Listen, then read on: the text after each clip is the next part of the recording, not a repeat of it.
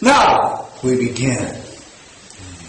And indeed, greetings unto you, beloved and holy children of light divine. Indeed, greetings unto you, my precious brothers and my precious sisters. Indeed, greetings unto you who have chosen to incarnate into this dimension, into this frequency of consciousness, because you have seen with the eyes of your compassion the great need for love to end all illusion, and to set those aspects of yourself that you would know as all other beings currently participating in life in this dimension, and that life may take many lives. You've looked upon them with your compassion, and you have chosen to incarnate, to know this place, to taste this place, to understand the power of the illusion of fear when fear fails to be loved.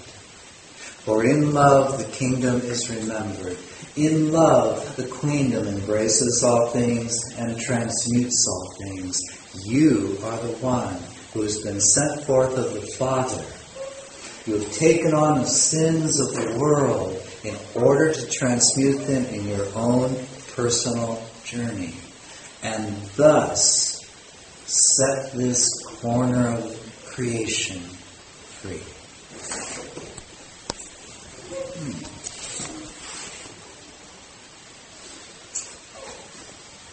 By way of greeting then, we would come forth to abide with you and to begin by saying, thank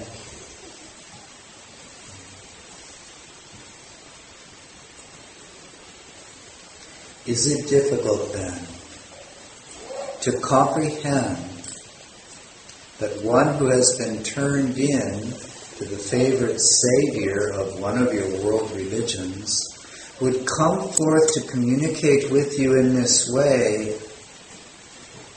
and yet wants to communicate to you by way of our ancient beginning, thank you to you.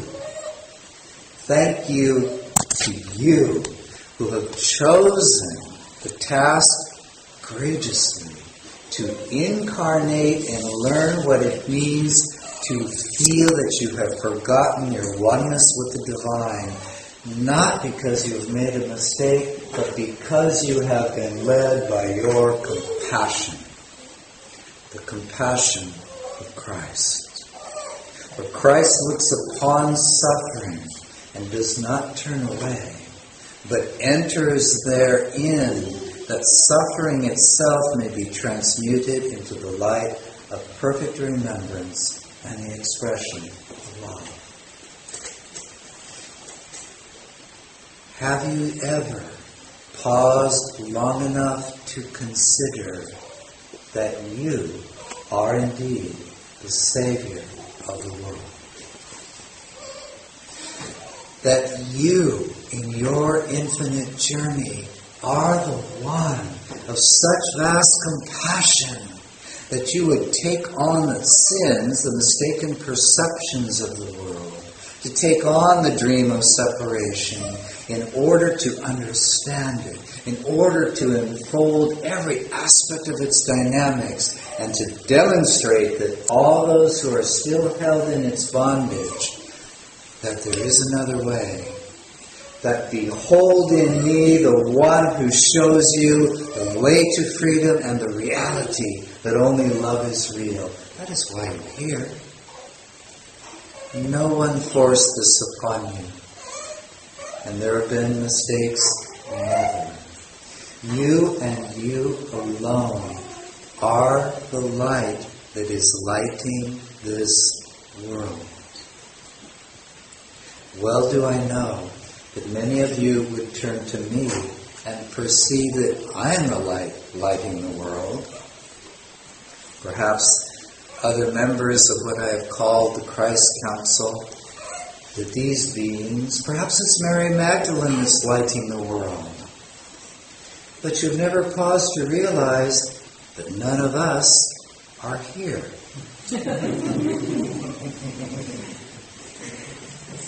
Oh, we are indeed with you, but you are the one that is seen by the world. Rest assured, there are many I have whispered to for countless eons, and they cannot hear me because they cannot see me. And what I cannot see through the physical eyes because I believe I am the body must not be real. Know you that feeling?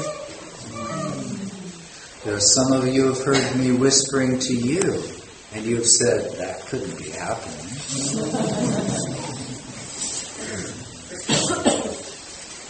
The whole point being is that you are the one the world sees.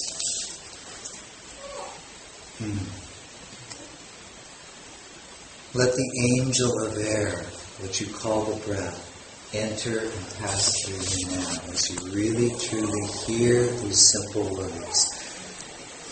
You are the one the world sees. And then let it turn into, I am the one the world sees. Give that a try. Speak those words out loud. I am the one the world sees. And now look well to see what arises in the silence as that sentence ends. Is it what you would call contraction? Is it disbelief? Or is it a welcome? For Christ welcomes the opportunity to step with great fullness into the very purpose that Christ has embraced as his or her own. You, as infinite soul, as infinite spirit, as infinite multidimensional being, you are the one that said, I think I'll choose to contract myself away from my infinite being, completely forget who I am until I am squeezed into the space and shape of one body-mind, fearful in its mortality, quite convinced it is cut off from love, just so I can demonstrate to the world that the truth can be remembered and that Christ can be restored in the very midst of the illusion that everyone is believing is so real. You have chosen this. What does it take to surrender infinity for what you call the finite? Some of you have thought that what this must take is great stupidity. It is not stupidity. And the essence of what we would wish to share with you in this hour is that it is indeed time for each and every one of you, regardless of whether the chattering mind believes it or not, to rest in the truth that what it has been required for this great movement, this telescoping from infinitude to the finite, has not been stupidity, not been what you call the karmic need for lessons. It is the result of the compassion of Christ. And that compassion is the essence of why you exist.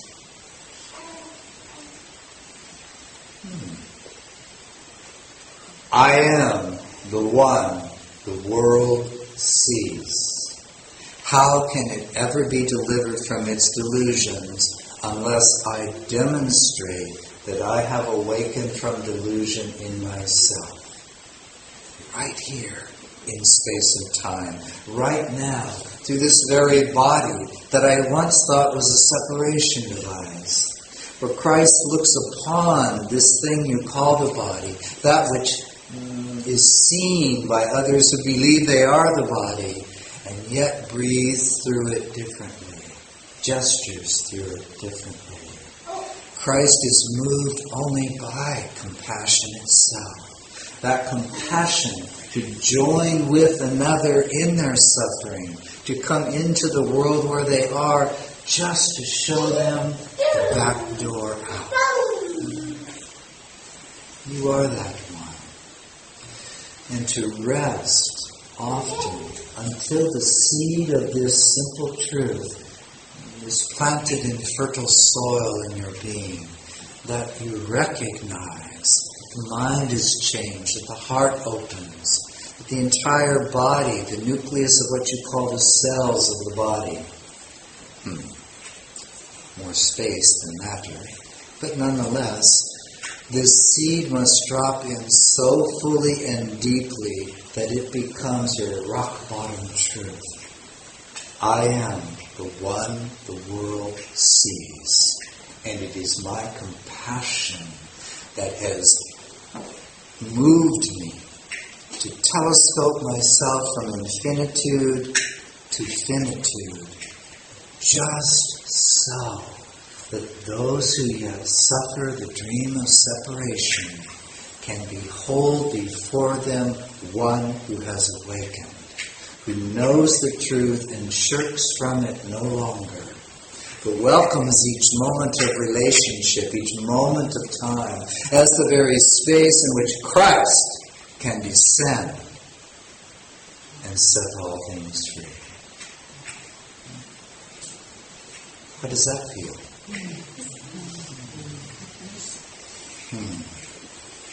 And you thought you had made a mistake.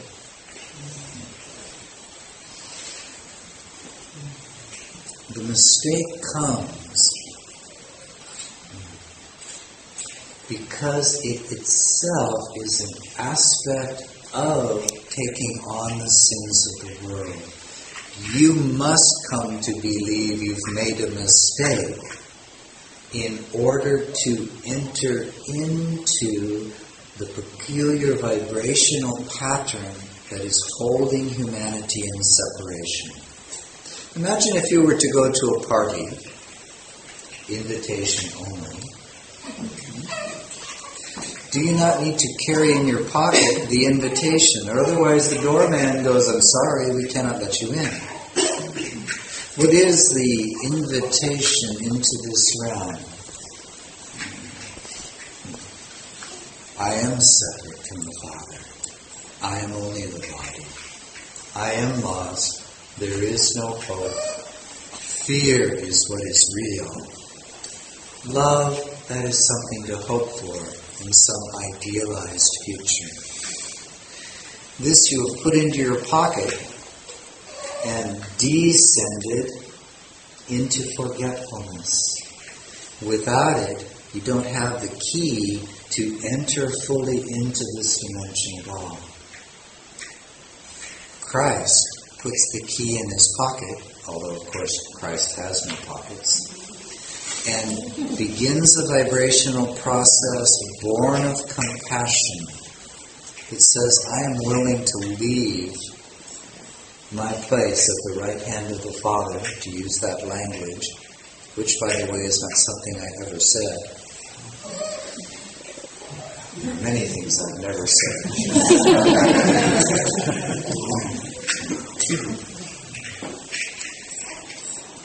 And descends, born of compassion, with the invitation in the pocket to use as the key to fully slip in to this dimension.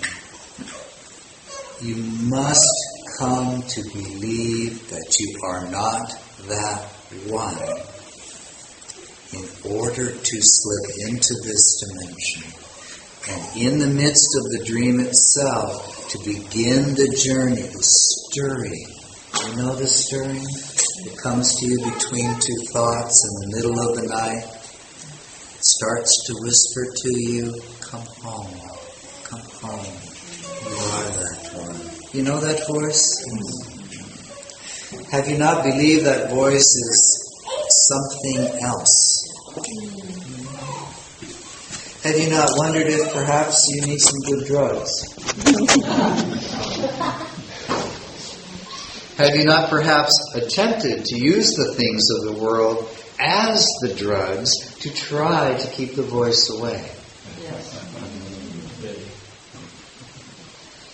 'Tis your own voice.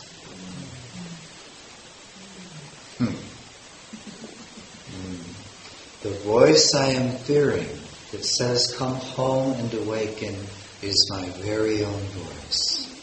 And this I've been trying to drug away. to bury. This is what gives you the sense of conflict. Rest assured, when I come to speak to you in your dreams, your attempt to push me away does not create conflict within me. I simply watch and wait for you to hear your own voice.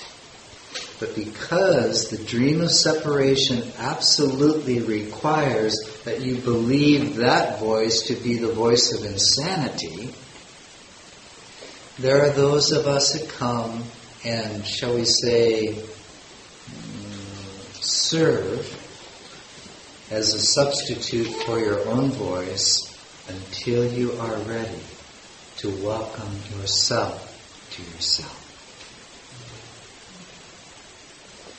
And this is why I've said often, I am but your brother and your friend. I am not your Savior. There is not one thing I have ever been able to do to awaken you. In each moment of your own healing, in each moment of your own expansion, whatever language you wish to use, your own remembrance, the power that provides that shift is you and no one else. There is not one of us, what I refer to as the Christ Council, this collection of beings who are fully awake, fully returned to their multidimensionality, which is the essence of what you are. There is not one of us that can cause you to release an illusion. All we can do is be your own substitute voice until you are ready to recognize the truth that your own voice carries. I and my Father are one. And so I come forth with you in this hour to share this simple seed thought. I am the one the world sees. I am here because of my infinite compassion. And I invite you to recognize that I am merely reflecting to you the truth you already know. And to invite you to consider that this hour, this moment, this very millisecond can be that moment in which you fully acknowledge the truth within your own voice. Is it a bold invitation? Or is it simple common sense? So take what you call the breath. It is given freely. You can take as much of it as you want. And on the exhale, give it another try. I am the one the world sees. I am the one the world sees. I am here as the result of my compassion. I am here as a result of my compassion. And in my compassion is nothing but incredible love for you. And in my compassion is nothing but incredible love for you. And receive the breath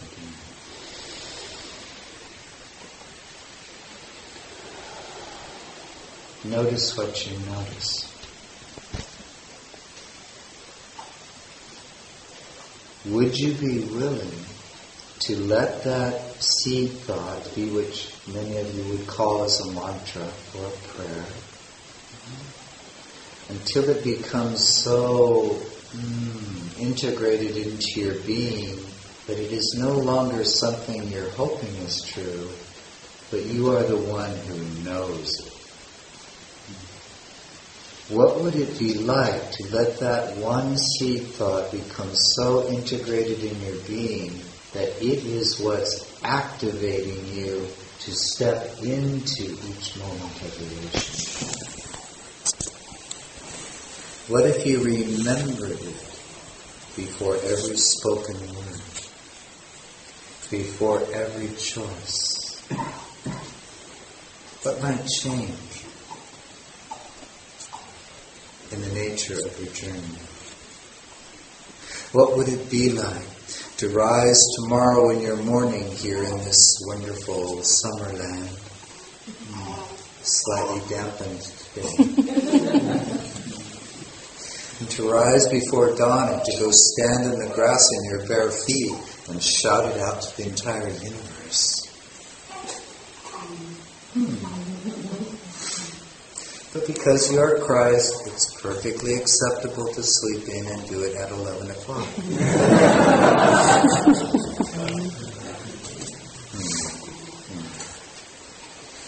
What do you think? Would it be a worthwhile exercise? Yes. Fine. The one that you would know as the Sarita will be knocking on your door at 4:30. If only we can find someone to knock on first.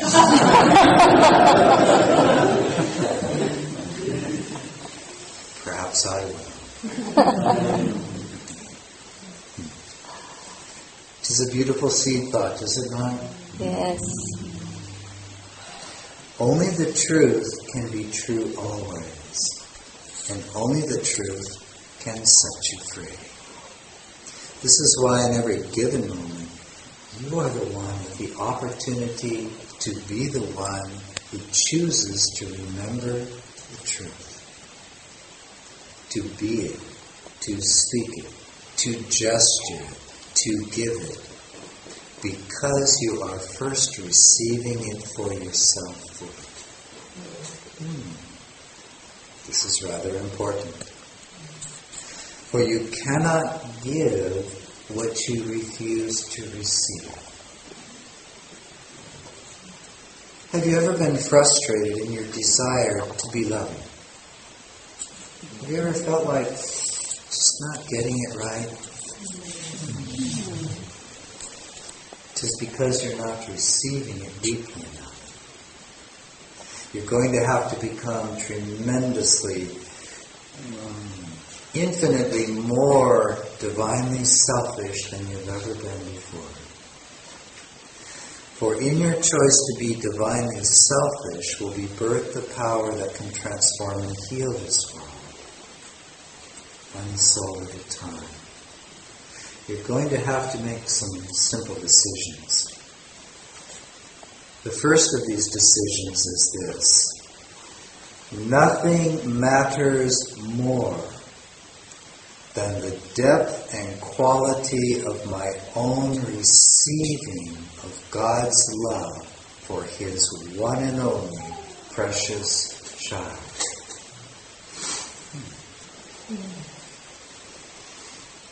Take a breath of that.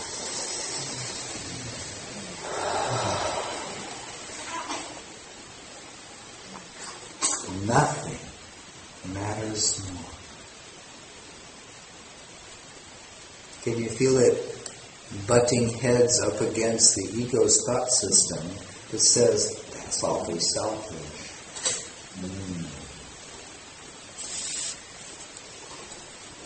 To awaken fully in time requires the passage through the doorway of divine selfishness, which transforms consciousness because it invites you into that which is exactly the opposite of what the world mind would teach you.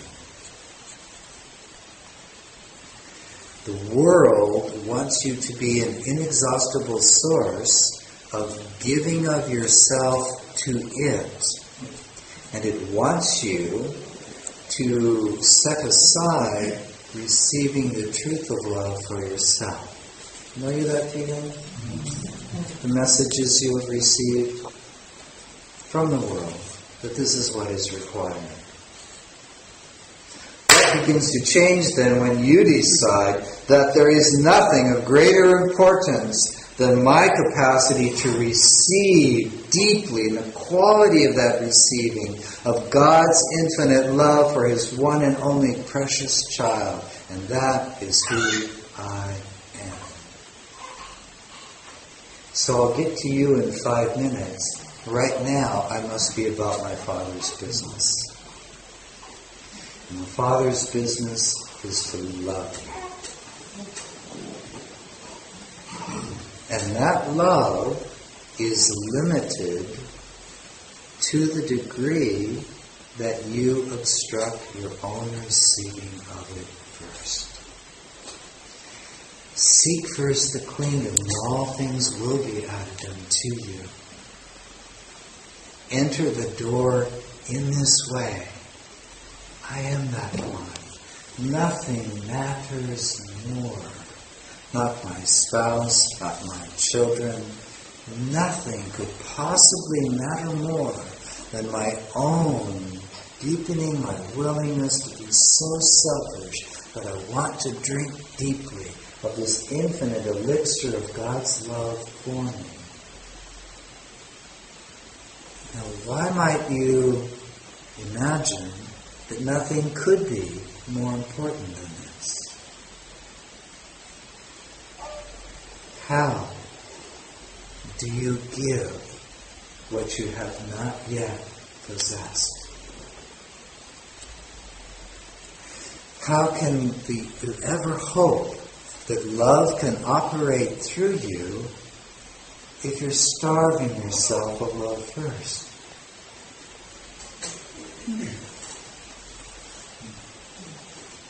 If then you would look upon another, your spouse, your children, and say, I love them, this should signal for you, I need to stop and remember the truth. I need to receive the very love that I would pour out to them. Only in this way, then, can I come to truly love them. For to the degree that I'm willing to throw open the doors of the body, the emotional field, the mind, the soul, and receive the elixir of God's love for me, the holy and only begotten child of God, then does that love find its way to bring its intelligence and its radiant light and pour it out to coat this world. To be given to the very one that I dared to say, I love. Does that make sense for you? What would it be like when next someone wants your attention, you stop. And you look at them and say, be with you in 5 minutes. And you go into your closet, which simply means you invert your attention onto yourself. And you begin to allow that which is called the elixir, the angel of air, to pass through you. And you open yourself to receive and allow the Father to love His creation. And then after 5 minutes of getting divinely drunk, you come back to your child or your spouse or your neighbor or whoever it may be and say, I am with you now, because I know that I am the one you see, and all that I would give you is that which can reflect to you the power and the majesty and the reality of love, so that you can recognize you are already bathed in it and can begin to release your own illusions.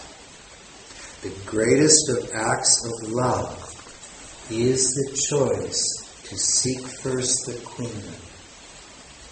And the queendom is the wholeness that is restored in your willingness to stop all things, all external momentums, and simply allow the Father to love you. To rest in the truth that is true always. To abide in the truth that sets all things free. What do you think? A worthwhile thing to do? Now the question is, there's an odd thing that happens in what you call the dimension of the world. I have some memories of taking on the sins of the world and entering into this fractured fairy tale of separation. I know what it can be to be tempted to act without first pausing to receive the love of God. The oddity in this strange dimension of separation is that you actually have come to believe that you must act based on what others want from you. Then, if they allow you any time, you may pause and remember God. Do you know that one?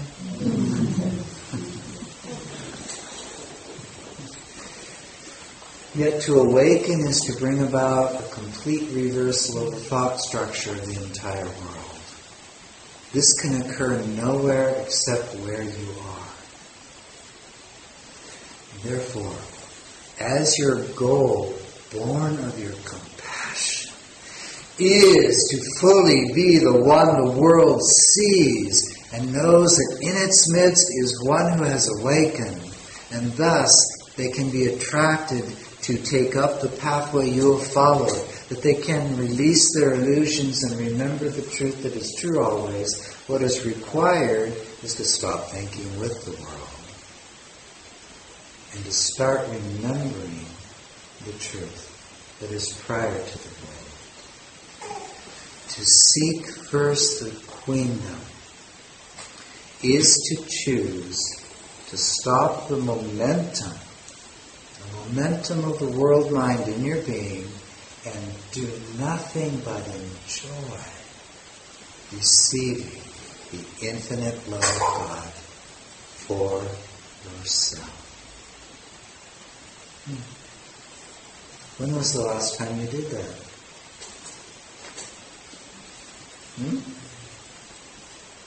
How many of you do that at least every hour for 5 minutes?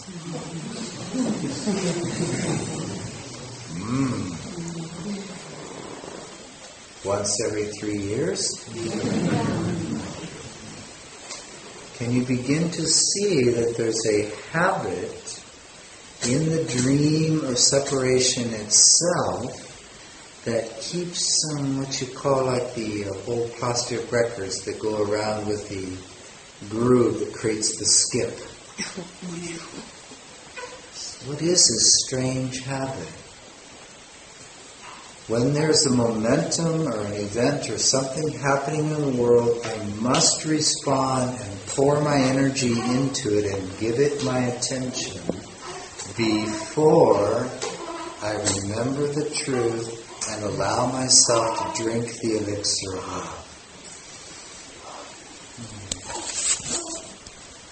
Sounds familiar, doesn't it?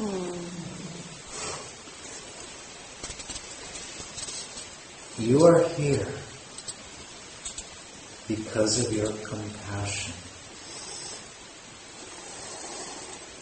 You are here to fulfill an ancient purpose.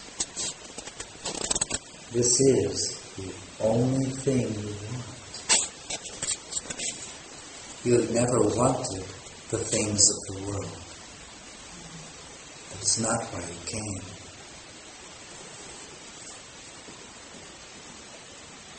Would you not choose to trust and honor and love the purpose for your very incarnation?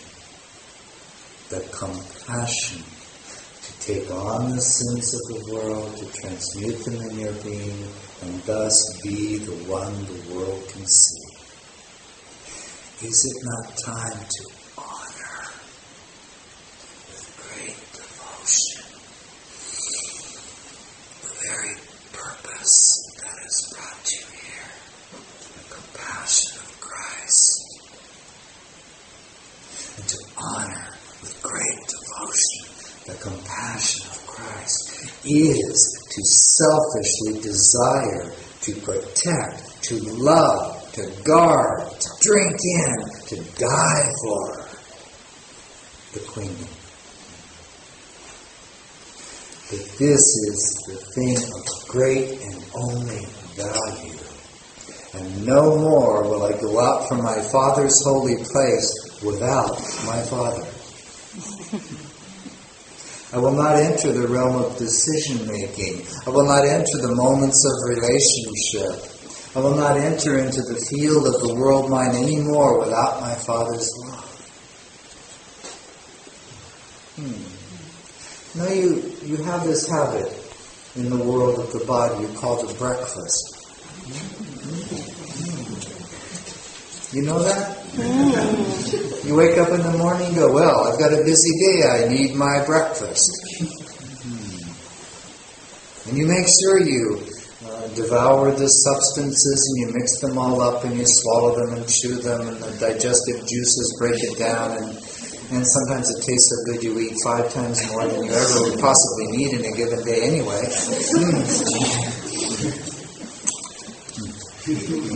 You know that?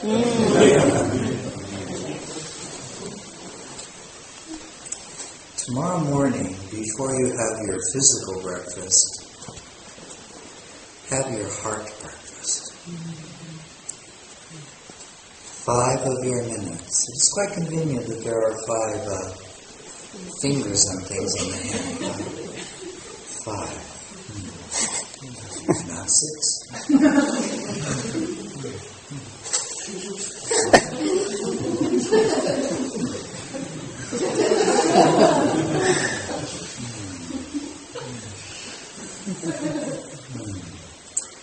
5 of your minutes in which you breathe deeply the angel of air and simply remind yourself of the truth.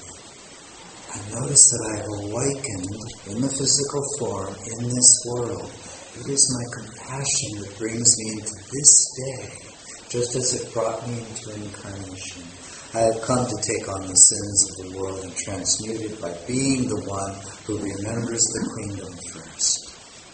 Give yourself 5 minutes to see how drunk you can become. How deep can delight be felt in that which is called the bliss of this perfect, delightful union in which the soul receives the Father's love. Would you be willing to do that? You may discover that your desire for the physical breakfast begins to wane a little bit. You may discover that there's less desire to take that 847th bite. Asking for the seconds and the thirds. For you are already fulfilled. You are already nurtured.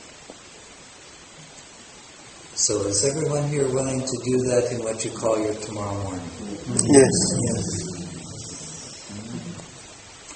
And then as you go to what you call your dining hall,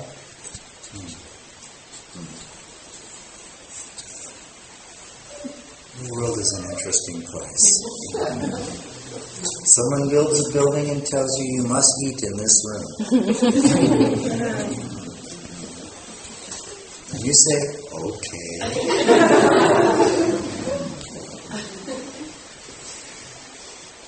If you do this, you will all begin to notice that as you enter into the dining hall, it already feels very different. And your meeting with each other, with one another, will have a different quality to it. You will have already been restored in perfect remembrance. And as you enter the dining hall, you will already be feasting together before a single bite is taken. Worthwhile? Yes.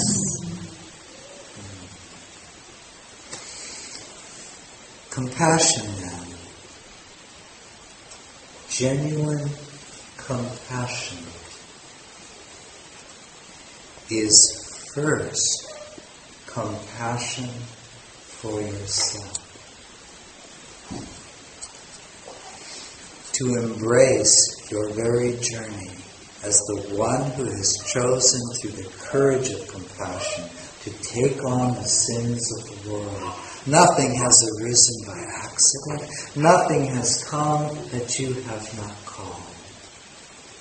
Because you, in your infinitude, wanted to know the depths and the labyrinths of how the soul can forget itself, because this was once chosen as a playful dream, and the child of God failed to laugh. And it has birthed a world that seems, and has for quite some time, trapped the holy sons and daughters of God in illusion. You have come to set it free. That's why you're here. You have no other purpose. None. Not one. You have no purpose in the world save this, to fulfill the very purpose that you as Christ have decreed. My brothers and sisters are suffering because they have forgotten and believe there is no way out. I will enter therein. I will take up the same invitation so I can get into the party, so that I am there in the midst of them, and then I will show them by being the way itself.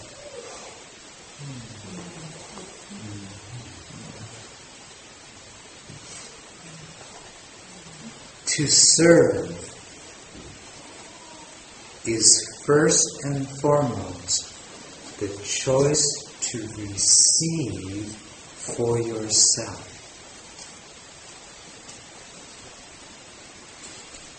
To serve is first and foremost to receive for yourself.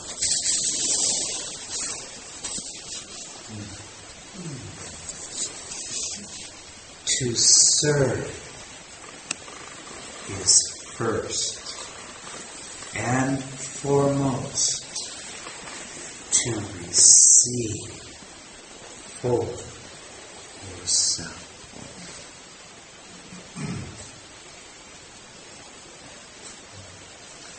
You may have noticed that I repeated myself.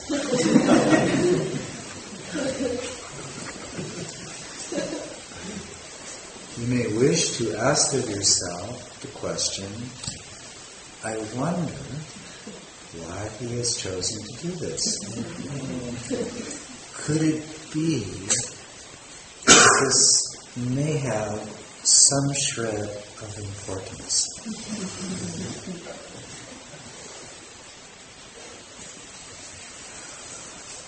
As you fully awaken to the truth of who you are, because you decide to seek first the kingdom and receive it for yourself before you even tilt one iota into the realm of relationships in this world, so that you don't fall under the spell of thinking you must tilt into the realm of relationship in the hope of getting something called love, approval, something that feeds the hunger, the emptiness that is caused only because you forgot to have your breakfast. What do you think causes you to tilt into the search for love outside the self, if not the fact that you're on a starvation diet in the depth of your own being?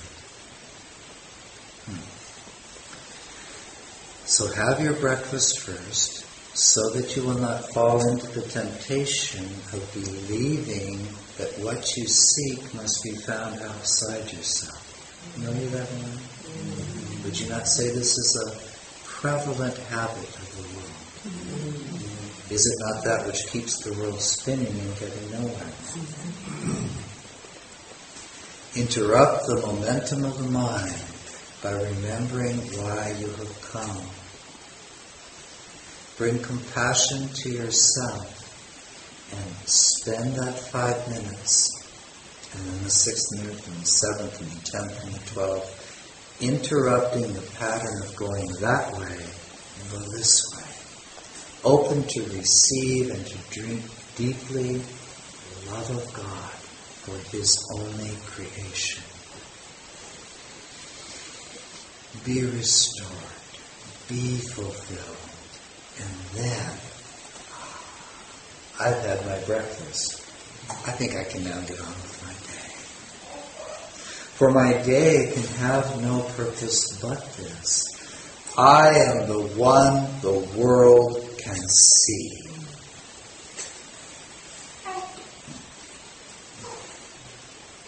And the day will unfold just as it needs to unfold. And the more profoundly you do this, the more profoundly you come to love God's creation in you, to open and dare to receive the elixir that makes you drunk on the love of God, the more effortlessly life unfolds, the more trust returns, the more miracles lead the way, the more a gentleness returns to your being, and you feel that not so much that you are efforting, but that you are gracefully being carried effortlessly. And you will find that you cannot help but be in the right place at the right time. And you will be able to notice how effortless it is when the whisper of Spirit says, sell everything, journey to the other side of the planet. Okay. Why not? I'm already drunk. I'm already fulfilled. The lounge chair I bought last year in my living room is not going to fulfill me. I don't need to hold on to it. If the wind of Spirit says it's time to go. And much more than the lounge chairs in your living room are the beings you've tried to turn into lounge chairs.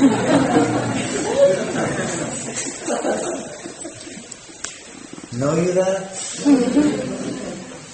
Oh, aren't you special? I want to turn you into my lounge chair.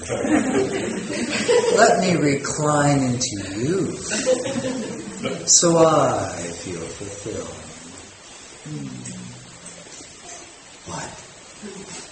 What do you mean? You don't want to be my lounge chair?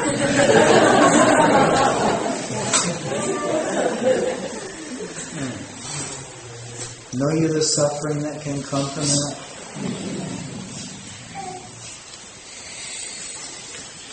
Oh, beloved friends, recline then always in breathing the angel of air, for within its current comes the very power that melts the sins of the world that you have taken on, only for this purpose, that you can be in the midst of that sinfulness, which means to miss the mark, to be caught by illusion, and to be in the midst of it and remember that the truth is true always. I can breathe and receive and allow the Father to love me right here and right now. And in fact, I can do this before I do anything else. Become then so divinely selfish. In fact, I would present to you a challenge. See if you can become more divinely selfish than my mastery of divine selfishness that I embodied in my incarnation. But rest assured, all that the world would say I accomplished in that life, even unto the resurrection, was the result of my passionate compassion for the soul of my own being that was the creation of my Father. I was devoted to the profound love of that soul beyond all created things. And I learned, 1 first with 5 minutes, and then 6, and then 7, and then 10, until it became what you call the 24/7. I'm going to let my Father love me fully right here and right now before I lift a finger for anyone.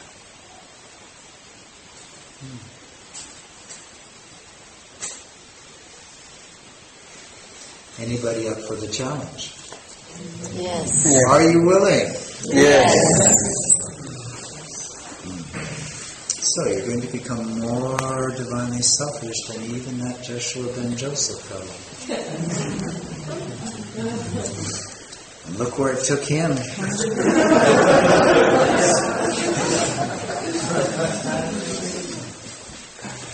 Where did it take me? Beyond all limitation.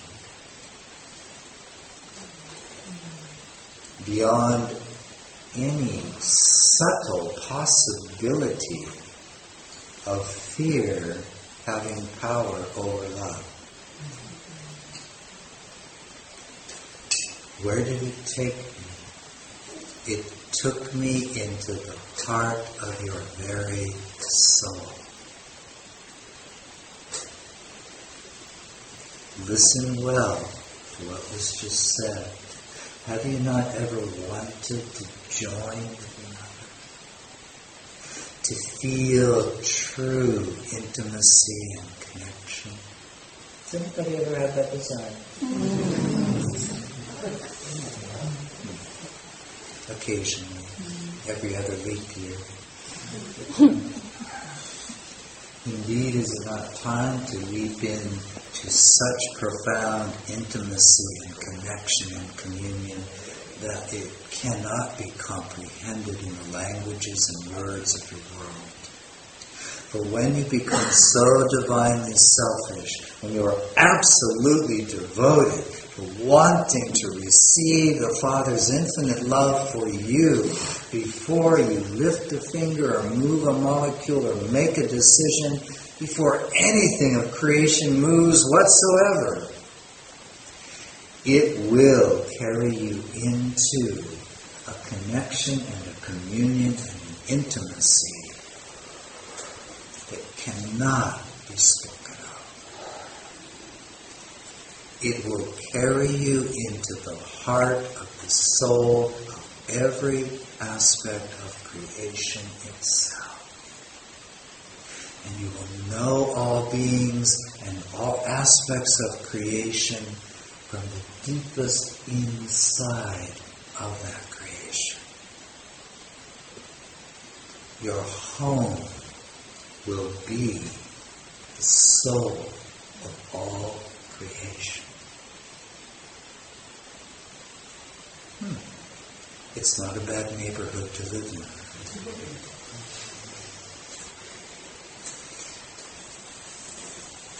Rest assured then, if you look well with great honesty, there is a longing within you for such divine intimacy, is there not? And could that longing exist if you didn't already know that it exists? You have never desired anything that you have not already known. When you desire union with the Father, it is because some part of you is breaking through the superficial mind and reminding you of what you already know is true. You know it is a possibility because you have tasted it.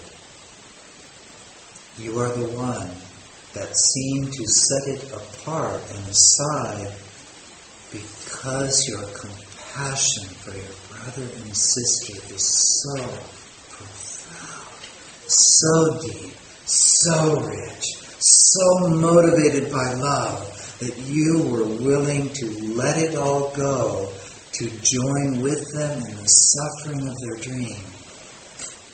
Just so you can demonstrate by being the one the world sees.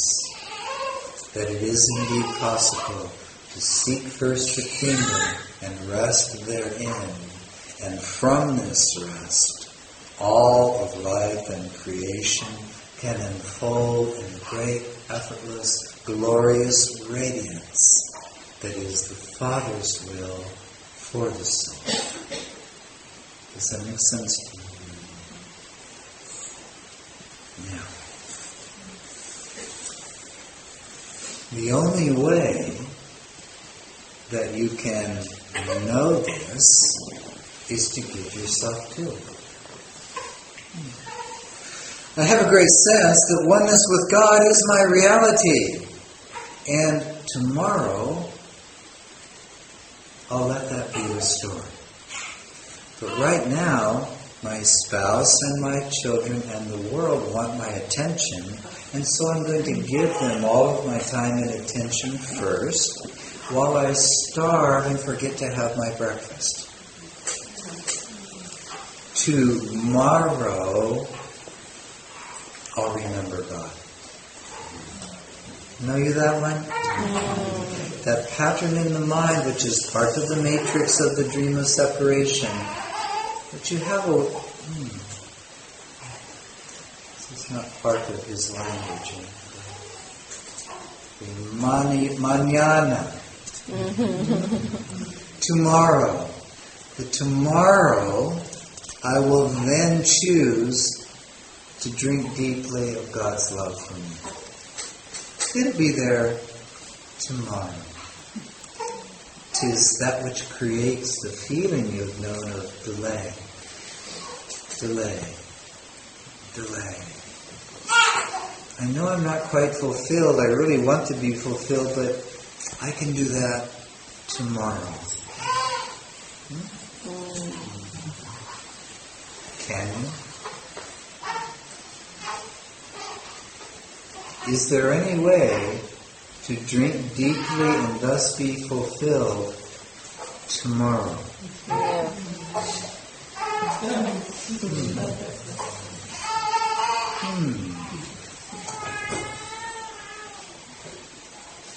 If you would desire to try to accomplish that which cannot be accomplished, keep trying. For tomorrow is always tomorrow, is it not? It is never the now. So, 5 minutes in the morning, before you go to your physical breakfast, drink deeply of that love of God. Remember the seed thought that we've come to give you tonight. For rest assured, and we would say this to each and every one of you, each of you, every time you remember to utilize that seed thought with all of your passion, with all of your care, with all of your devotion, we will be joining with you. And by we, I mean all of us that comprise the sphere of what we would call the Christ Council. All of our power, all of our love will join with you to what you call the galvanize the impact of your receiving of God's love. If you rest in that seed thought and give your devotion to it in that very moment, we are with you.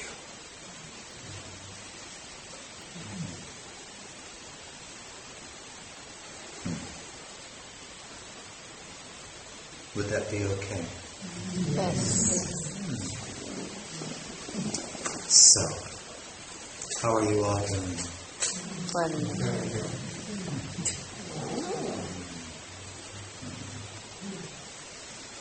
You are doing so much more wonderfully than you give yourself credit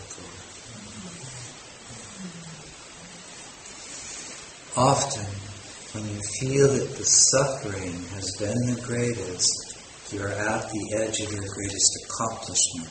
That is, you have come to know, this is what brings the pain, by the way. You're coming to so acutely see and feel the effects of separation You are mapping out and knowing it as well as a scientist in a laboratory knows that which is under the microscope. That's what creates the acuteness of the pain and discomfort.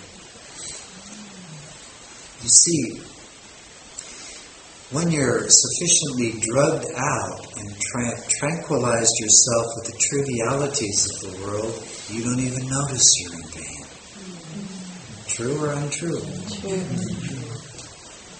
Is not the truth that there are many beings in your world that are completely unaware, at least at the surface, of how much pain they're actually in? Is it not true that as you begin to awaken, you begin to feel more acutely the pain that was actually truly there? Just like the Novocaine is worn off. Do you know that? Remember that? And you once had the thought, I thought this way of mastery pathway was going to be really wonderful. I feel worse now than I did 2 weeks ago.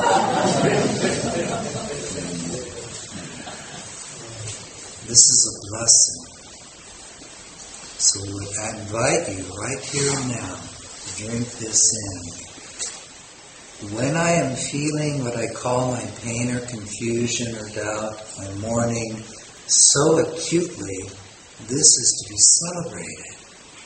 I am feeling it because I'm seeing it and I'm understanding it like I never have before. My God, I'm going deeper and deeper into the matrix of separation itself. I'm mapping it out. I know it inside and out. That's why I'm feeling it.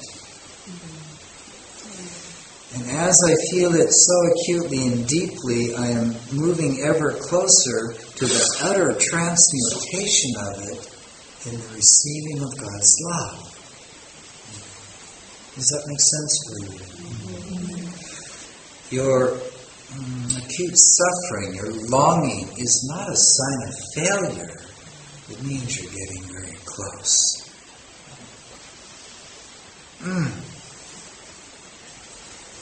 Do you have a saying in your world? The night is always darkest just before the dawn.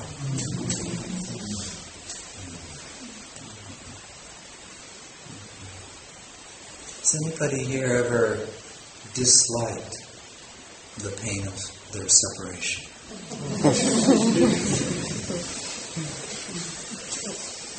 Has disliking it ever helped it go away? No. Is not disliking part of the dream itself? For Christ transcends liking and disliking,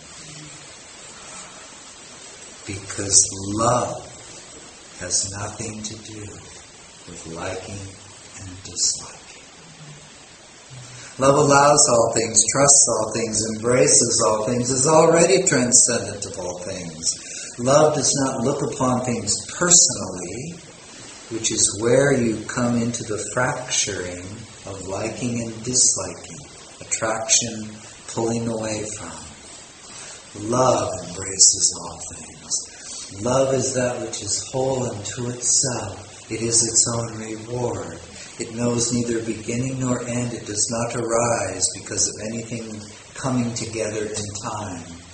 And it does not end when things in time go apart. Love has nothing at all to do with liking and disliking. Is that a new thought for you? Love is the field of reality that is God itself, that enfolds and allows all things to be birth and creation, and looks upon them with great innocence and says, "Behold, it is very good." My longing for the divine, the acute pain of what I call my suffering. Behold, it is very good.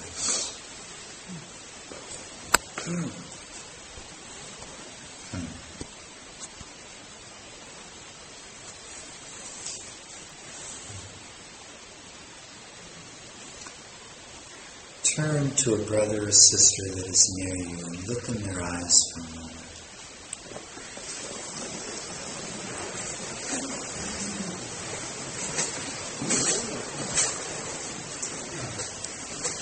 And take turns and simply do this.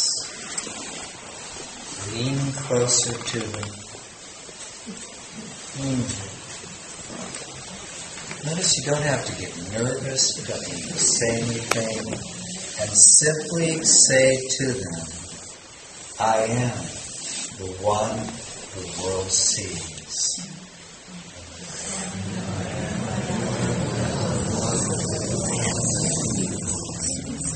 It is my I am the passion world sees. that has brought me here.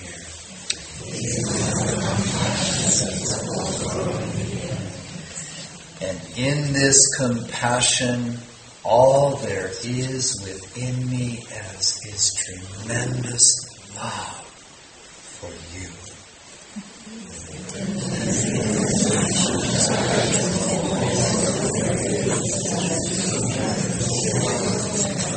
It is my compassion that has brought me here to you. And say nothing else. There's no reason for any other talk. Abide in that frequency. Let it settle into your, what you call your bones, although you actually don't have any.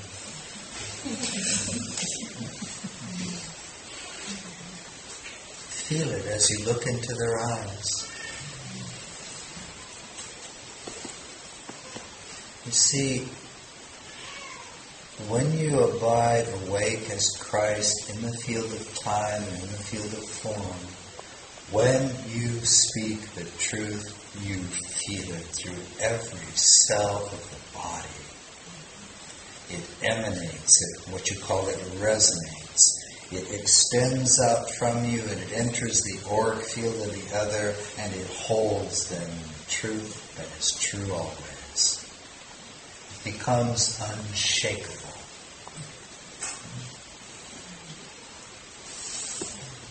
So give it another try. And you might as well settle in and just say, you know what, this is the truth. It's about time I just dropped in and spoke it and then just abided as it. My eyes not wavering from my brother or sister at all as I tell them the truth. Are you ready? Go ahead. I am the one the world sees. It is my compassion that has brought me to you.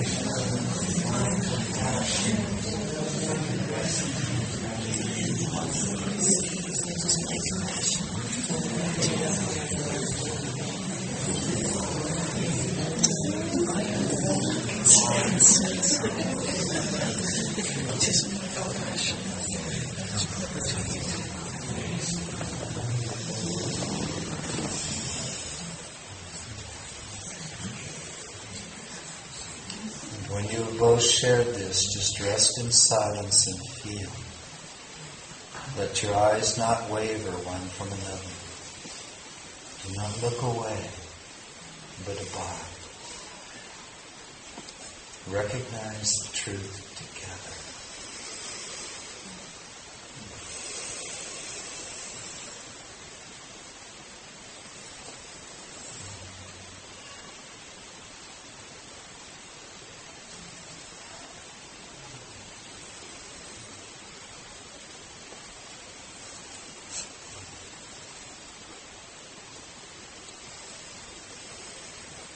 Do not feel how the mind is simply brought to silence.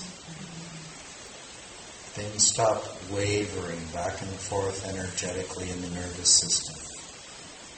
It is what you might call in your languaging a sense of true groundedness, not by efforting, but by relaxing into the truth. Do you not feel even more present?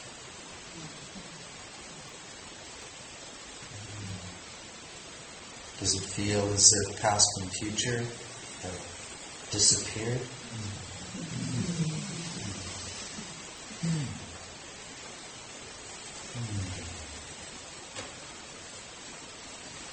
Is it not time to give to yourselves the gift of what you're experiencing right now, all the time?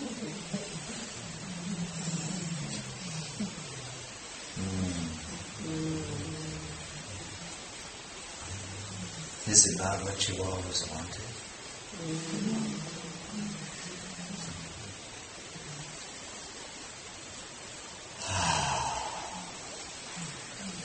What you are experiencing right now is that which I was referring to when I once said to those called my disciples, you will know the truth and the truth will set you free. Not free from the things of time, but free in the midst of the things of time themselves.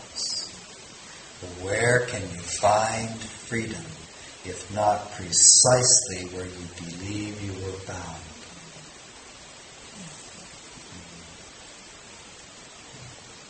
You are free. You are that one. You are here because of the extraordinary compassion of Christ.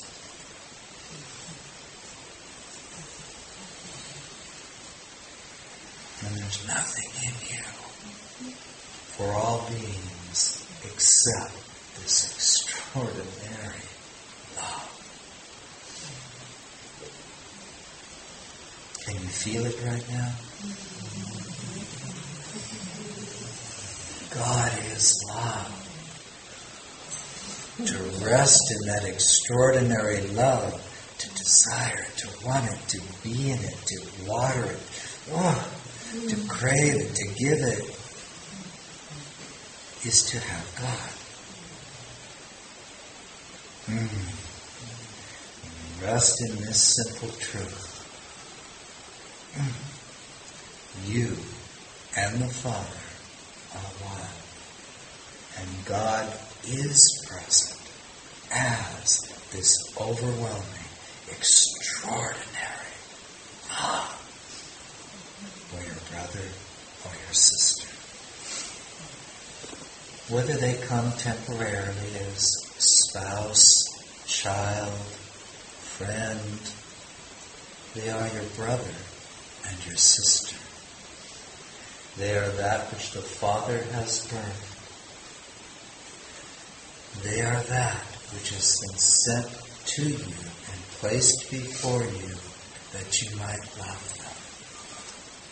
And in your love of them, not from ego, but because you are free and give them infinite freedom, in that truth and reality of real love, you are fulfilled as Christ incarnate. Right there in that moment.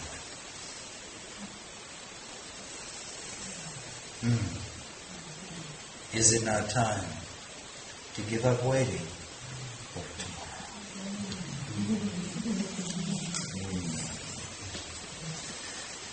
And so, beloved friends, with that, we will bring this brief message to a close. Seed thought has been given, the reminder extended. That which can be called in your world a practice that makes it become your own lived reality is set before you, and no one can take it from you. You can only give it away. By starving yourself from your true breakfast, as you seek to feed the world in the way that it wishes to be fed. Love you first that which the Father has given you. Love you first that which you are, by becoming so divinely selfish that it is your only one true desire. And thus taste the reality that from this all life can be extended and flow in effortless perfection in every moment. Until you look out upon this world and say, behold, I abide in the infinite loveliness of the mind of there is only my Father's love. I am home, and I do not journey ever again from this holy domain. This alone is all I give, for this alone I am. If you wish to know what the kingdom is like, look upon me, for I am the one sent of the Father, that you can see the truth that will set you as free as me.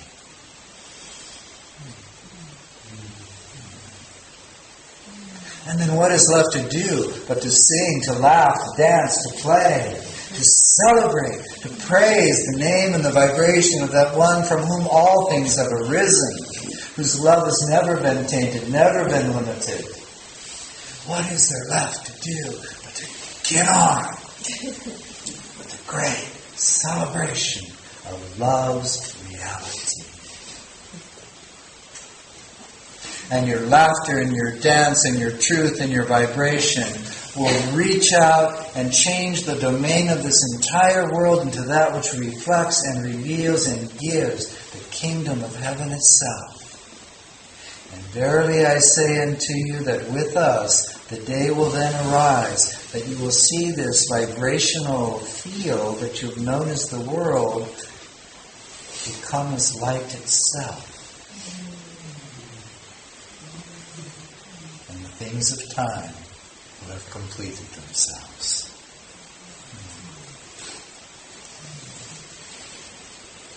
You are free to enjoy it now. And as you give it, your cup will overflow. For as you give that which sets another free, or the invitation for them to become free, you have shared the reality of God. And that is all God does, is share himself fully by being that which he is, love. Can there be a better use of time? Peace, then, be with us always. May this peace radiate out until not a single molecule, not a single soul is forgotten. May all beings come home to remember the truth that sets all creation free. May all beings awaken to know they are the love of the Father.